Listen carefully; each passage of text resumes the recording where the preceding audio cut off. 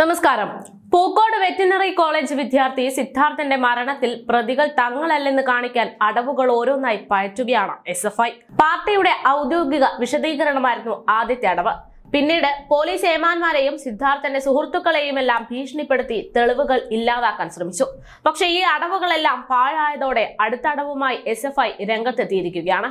സിദ്ധാർത്ഥൻ തങ്ങളിൽ ഒരാളാണെന്ന് കാണിക്കാൻ വേണ്ടി SFIയുടെ പേരിൽ ഒരു ഫ്ലെക്സ് നടുക എന്നതായിരുന്നു കഴിഞ്ഞ ദിവസം അടുത്ത അസ്ത്രമായി SFI പ്രയോഗിച്ചത്. മൃഗീയമായ പരസ്യ വിചാരണയെ തുടർന്ന് ജീവനൊടുക്കിയ പൂക്കോട് വെറ്റിനറി കോളേജ് വിദ്യാർത്ഥി സിദ്ധാർത്ഥന്റെ വീടിന് മുന്നിൽ DYFI പ്രവർത്തകർ ഫ്ലെക്സ് ബോർഡ് സ്ഥാപിച്ചു. സിദ്ധാർത്ഥൻ SFI പ്രവർത്തകനാണ് എന്ന് ചൂണ്ടിക്കാട്ടിക്കൊണ്ടായിരുന്നു ഈ ഫ്ലെക്സ് ബോർഡ്. സിദ്ധാർത്ഥന്റെ നീതിക്കായി കുടുംബത്തോടൊപ്പം തങ്ങളുമുണ്ട് എന്ന് അറിയിച്ചുകൊണ്ടായിരുന്നു ഈ ഫ്ലെക്സ് ബോർഡ് ഉണ്ടായിരുന്നത്.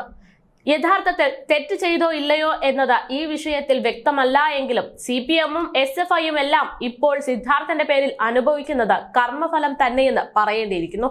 തങ്ങൾക്കെതിരെ നിവർന്നു നിൽക്കുന്നവന്റെ തലയെടുക്കുന്ന ചരിത്രമുള്ള പാർട്ടിക്കെതിരെ ഇത്തരമൊരു ആരോപണം ഉണ്ടാകുമ്പോൾ CPM-ഉം SFI-യും നിഷ്കളങ്കരാണ് എന്ന് പെട്ടെന്ന് കരുതാൻ സാധാരണക്കാർക്ക് സാധിക്കില്ലാത്തത് കൊണ്ട് തന്നെ അവർ ഇപ്പോഴും സംശയത്തിന്റെ നിഴലിലാണ്.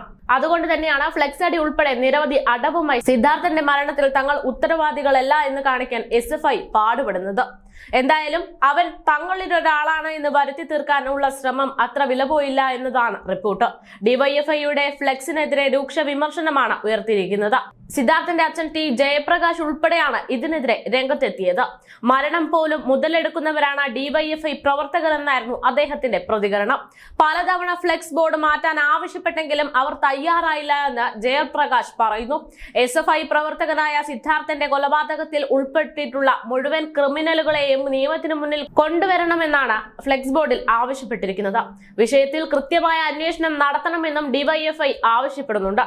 സിദ്ധാർത്ഥിനെ SFIയിൽ ചേരാൻ നിർബന്ധിച്ചെങ്കിലും അതിന് തയ്യാറായില്ല എന്ന് സഹപാഠികളും കുടുംബവും ഇതിനു പിന്നാലെ പ്രതികരിക്കുകയാണ്.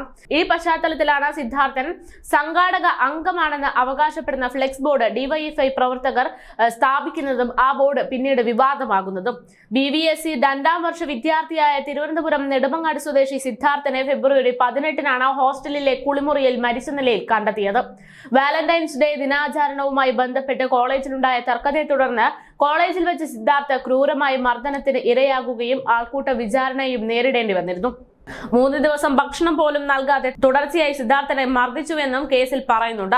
കഴിഞ്ഞ ദിവസം പുറത്തുവന്ന പോസ്റ്റ്മോർട്ടം റിപ്പോർട്ടിൽ ഈ വിവരങ്ങളെല്ലാം ആരോപണങ്ങൾ ശക്തമാക്കുന്നതായിരുന്നു.